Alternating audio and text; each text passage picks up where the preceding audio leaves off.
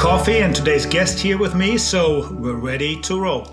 Welcome to our Circular Coffee Break podcast, where we will be talking about everything circular and beyond.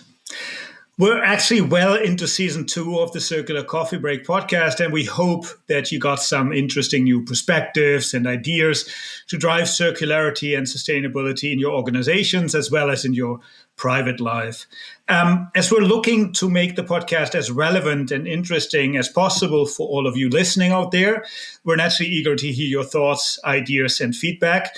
So please have a comment on our webpage, circularcoffeebreak.com, or drop us a note at circularcoffeebreak@gmail.com. But now, without further ado, let's get started. So my guest today is a pioneer in human innovation. His thought-provoking keynotes on sustainability and human innovation are actually internationally recognized, and he emphasizes the need to basically recode innovation to shape a more relevant, more beautiful future for all of us. His work centers around the intersection of ethics, technology, and design, advocating for a balance that benefits both humanity and the environment. As an advocate for radical thinking and new methods, he challenges conventional norms and inspires innovation rebels to create positive change.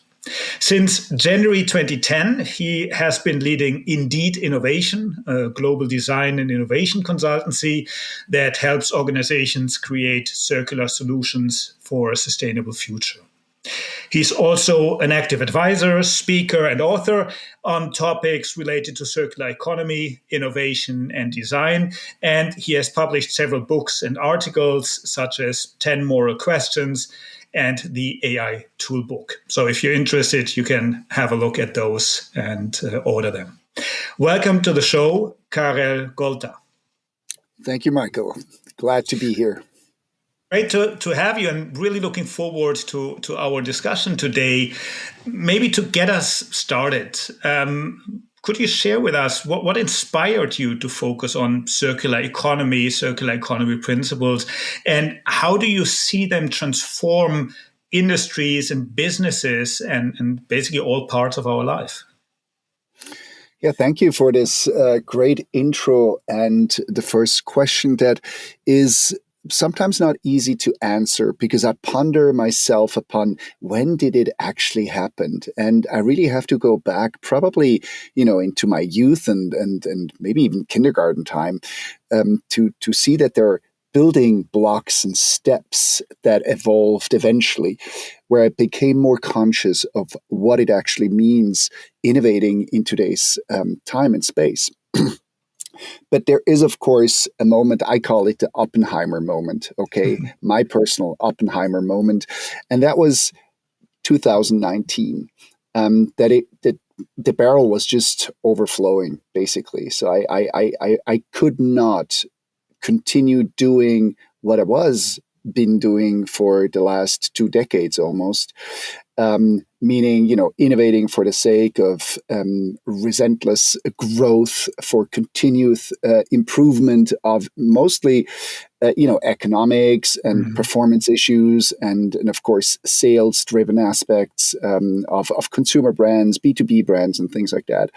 But there was a moment, as I said, in 2019, where I really questioned if what I'm doing, the footstep I leave on the planet, is this really what I should be doing?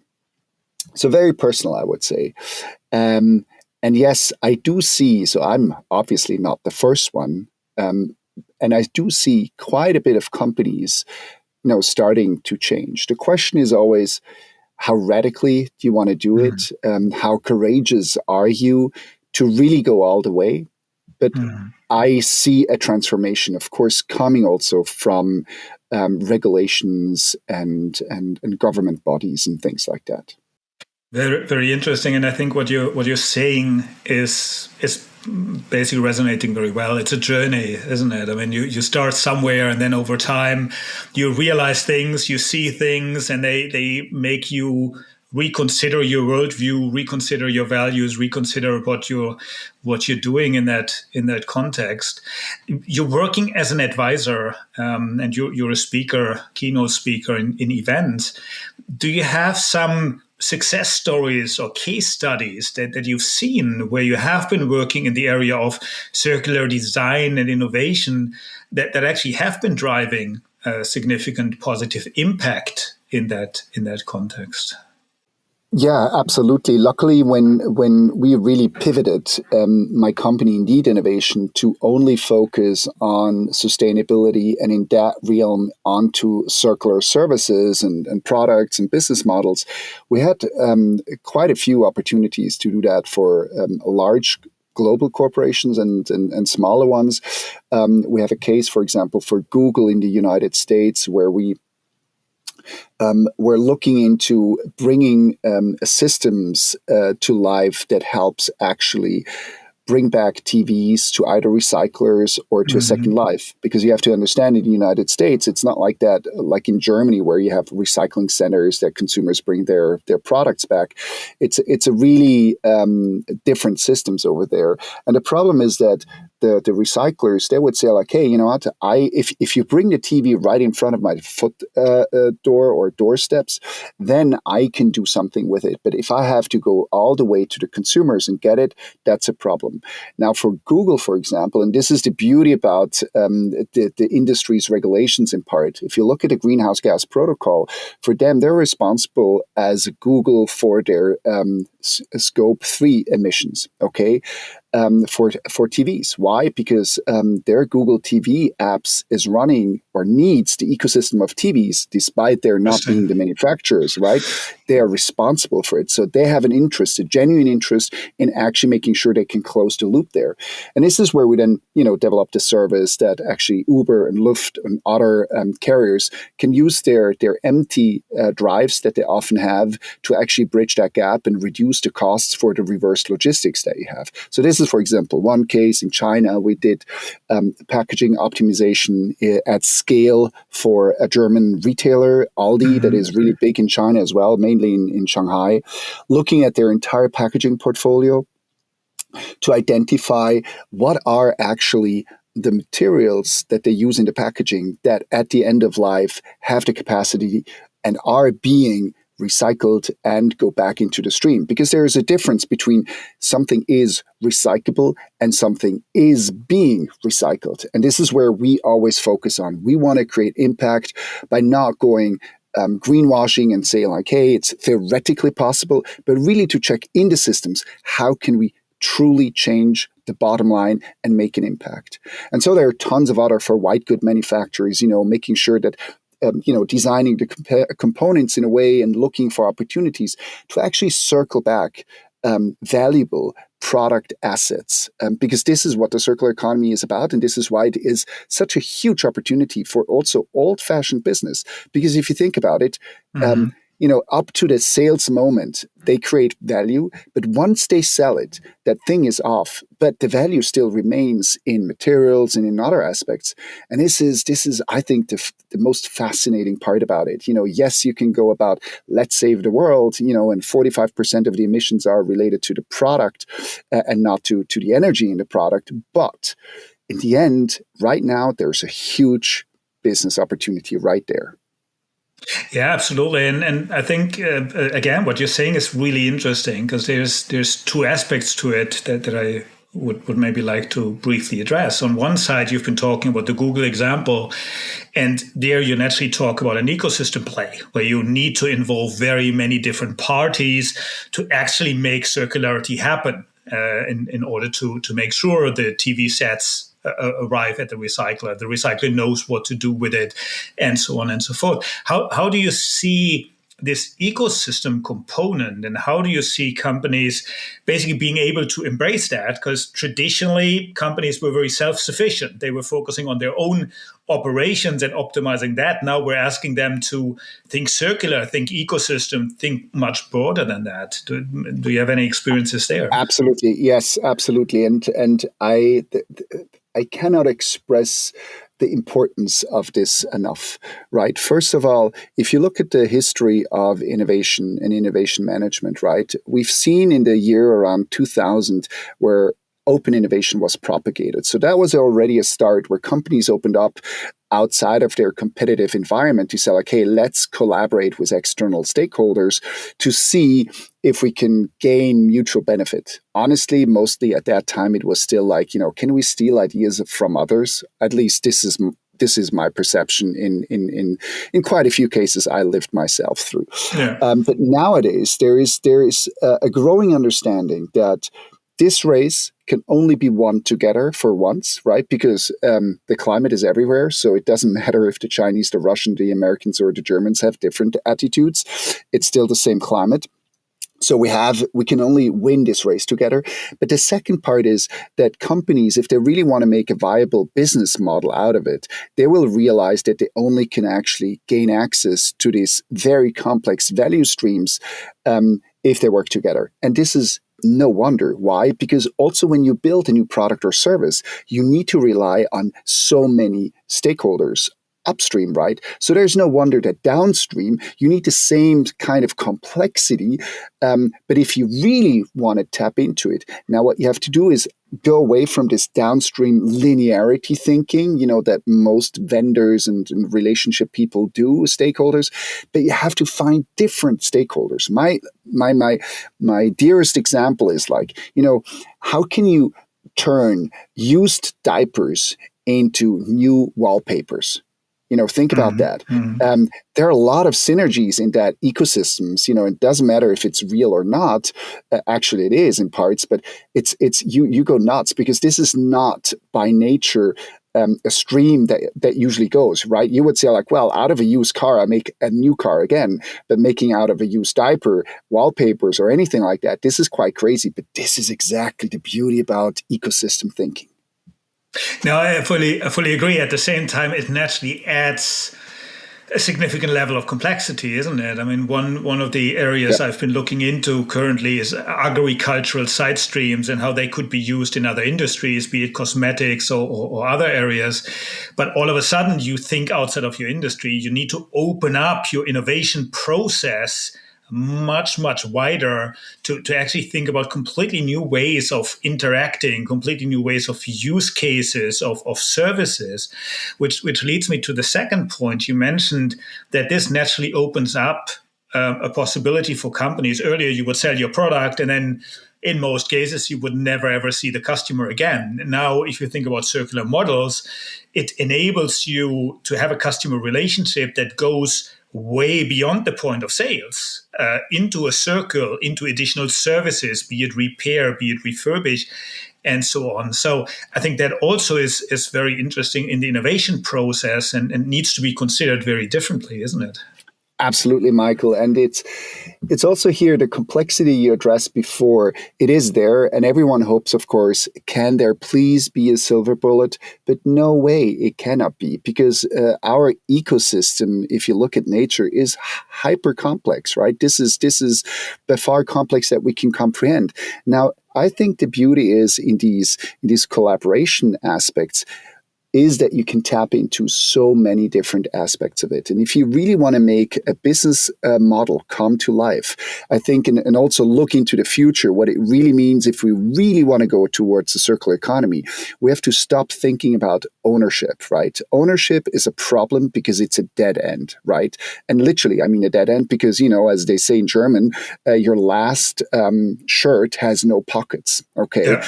And it's very obvious. So, but what is the alternative? The alternative is actually accessibility. Okay, so we need to switch from ownership to accessibility because it means you can still access anything you want, anything you owned before, but without these aspects that it's a dead end, that it remains in your cellar, in your dead stock, and so forth. Yeah, it's very interesting that you mentioned that.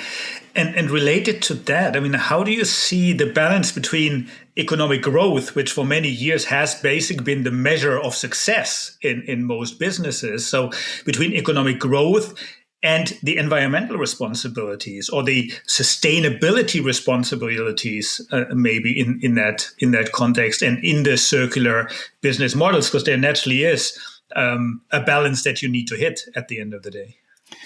Yeah, I don't know if you want to call it balance. It's the elephant in the room, right? It's the elephant in the room. And now anyone can switch off their podcast thingy right now if they don't want to listen to that. The reality is, of course, we have to stop to believe that endless growth is possible, right? I mean, this is not possible.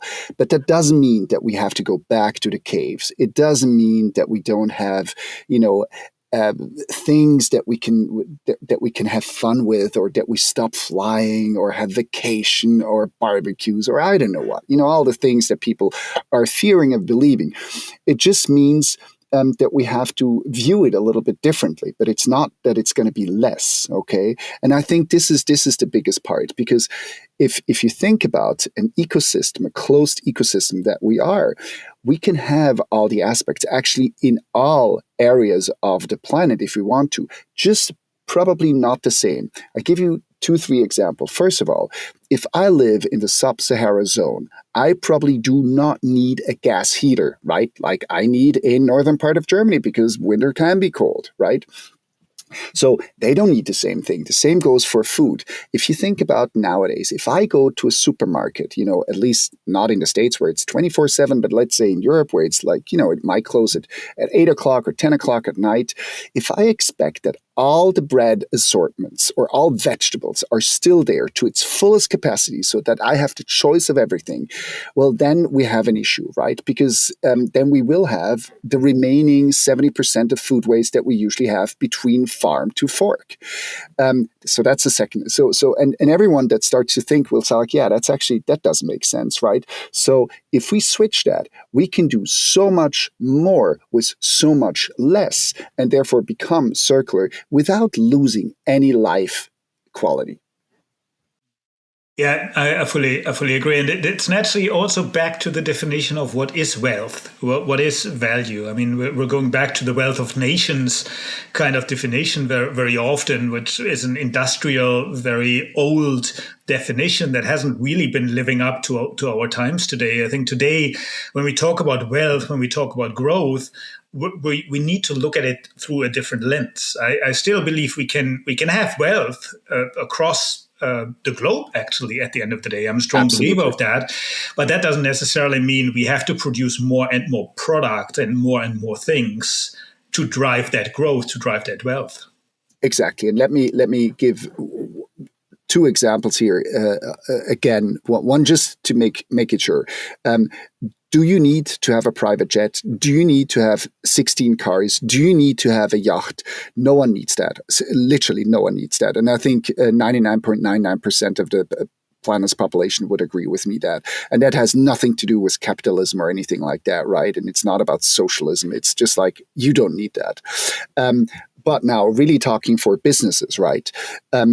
I've been talking to a company that is developing vacuum pumps. Okay, something very industrial, vacuum pumps. Okay, what they create is, pumps that create vacuums for other industries.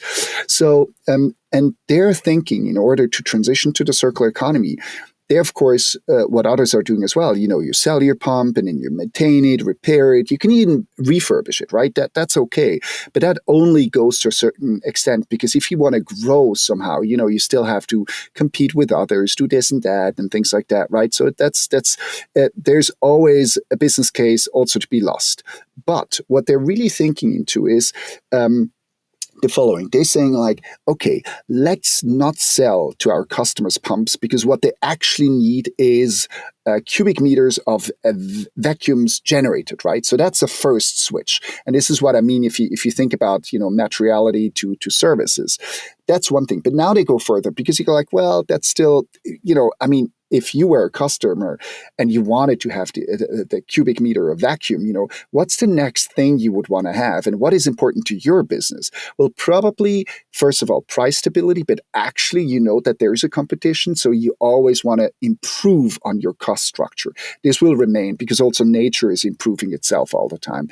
So the next thing is that they don't sell you that not even, they don't even sell you the cubic meter of vacuum that they generate. They actually tell you that over the next 5 years, we're going to decrease year on year 2% of the costs that this vacuum does cost you. And this is the fascinating part, because then certainly circularity makes a lot of sense, because you are in an ecosystem of dependency. The customer knows that if you don't give him back the parts and things like that, and have access to the data that generates that this pump generates, your vendor will not be able to reduce your operating costs. That, I think, is beautiful thinking in a very, very sophisticated business way that no one that loves the circular economy or the linear economy will deny that there's an advantage in the circular economy. Yeah, I think this is a very good point, and I've recently been involved in a project around handprint. So basically, the idea of companies creating a positive impact, a handprint in opposite to a footprint for their customers. So basically, exactly along the lines of what you're saying, I am, as a provider, as a company, I'm actually creating a positive impact in the form of circular business models, sustainable business models for my customers. And with that, basically, I create additional differentiation, additional value for my customers as well as for society as a whole. And I think that requires a quite significant mindset shift in many organizations, and requires a lot of collaboration between different stakeholders in that setup. So how do you see the role of different stakeholders in that context, and how they need to change but also contribute in order to drive for circularity, drive for these sustainable ways of doing business? So I think this is a transformation as probably as big as the digital transformation that has started, 25 years or more actually ago, because it's thinking in loops and or anti-linear, means thinking in systems. And this is just something we humans are not really good at, right? Unless we're really, it's kind of a duality. We have to look at our more implicit brain structure, right? So gut feeling is much more systems thinking, if you think like, than our brain, because there we try to apply logic and linear shortcuts and things like that. So that's a complicated part. And we have to teach not only people, but actually reorganize organizations so that they can comply with circularity. And, nowadays, I would say most companies don't like that. They don't want to transform. But what I, Michael, personally observe is it's the first time that the masses of the employees would accept that. Because whenever we approach customers with that, their employees love that, because for the first time, they see sense and a purpose in this transformation. I always say before, when you had like someone elderly, at the end of her or his career, having to learn, programming, dealing with Excel, stuff like that. When they did that before in a spreadsheet, let's go really back in time. They were like, why the heck should I do that? Just so my boss or my other higher stakeholder is making more profit. But today, when you tell the people, hey, why we're actually going for circularity, they go like, darn, finally that makes sense. Yeah, absolutely. At the same time, I think one difficulty is that circularity actually needs a very holistic approach across the organization, and I think that's where the other parallel to the digital side of things comes from. The CDO was put in place at some point in time in a lot of companies exactly for that reason, because you needed to have someone who has a mandate to drive digital change across the organization. And I think in a lot of organizations, you still have very many different people, roles, units taking a step at sustainability and circularity. The product development guys, the sales guys, the marketing guys, the operations guys, everyone is basically having a little bit of their own approach and their own angle to it. So I think at the end of the day, we need to move more to this holistic approach in order to be able to address that. And I think the examples you mentioned are reflecting that very well.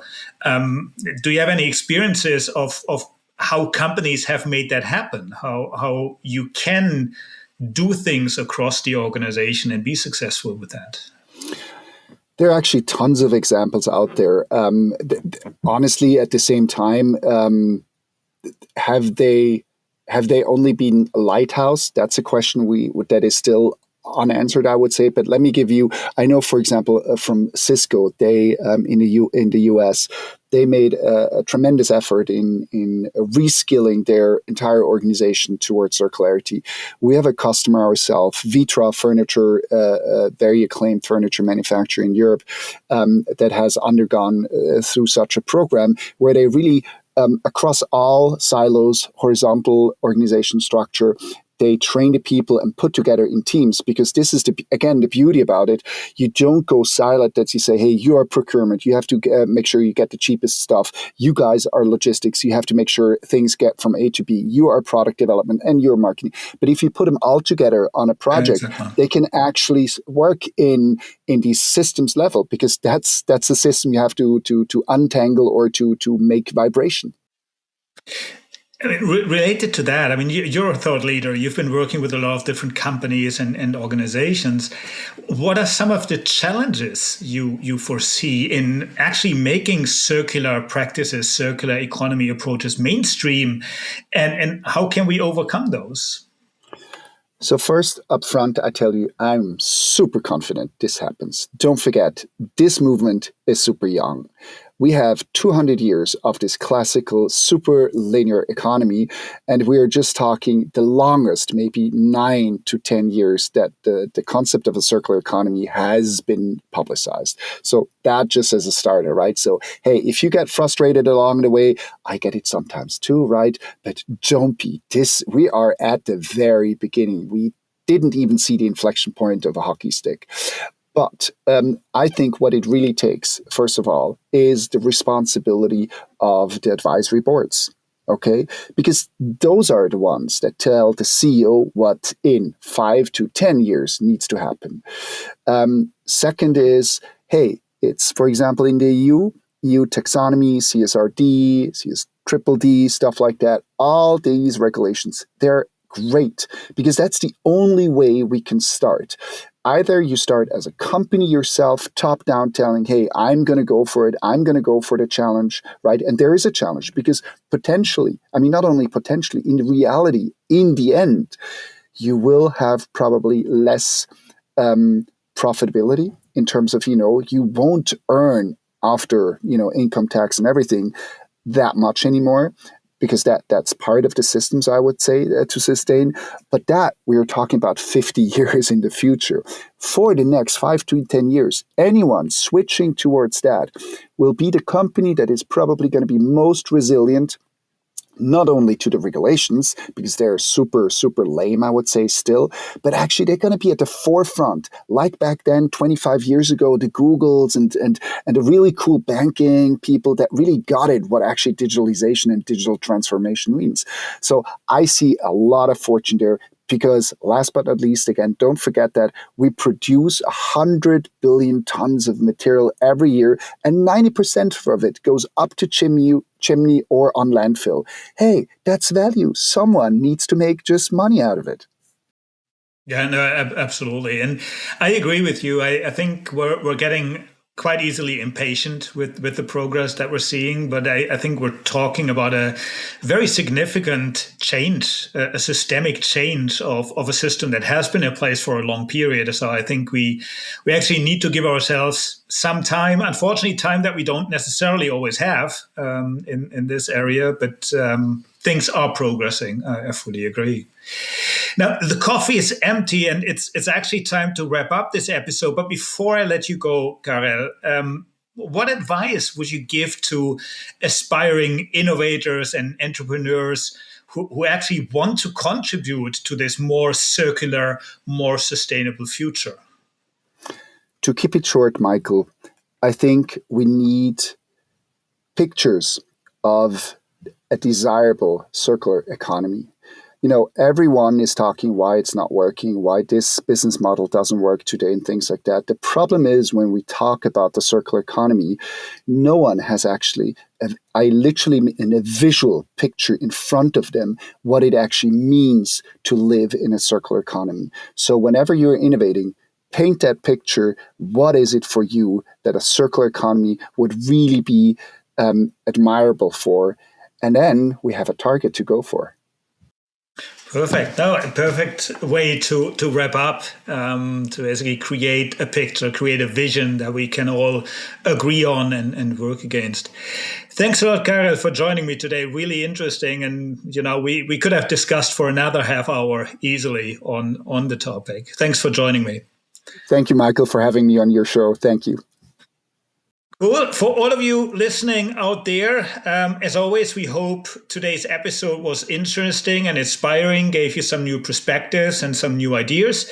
If you like the podcast, you can help us out growing the Circular Coffee Break community by giving us a 5-star rating and a positive review on Apple Podcasts, Spotify, or wherever you're getting your podcasts.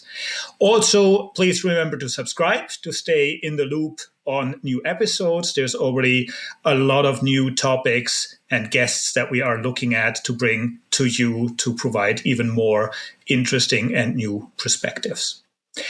All for me left is to thank you for tuning in today, and I'm looking forward to seeing all of you here on the Circular Coffee Break podcast.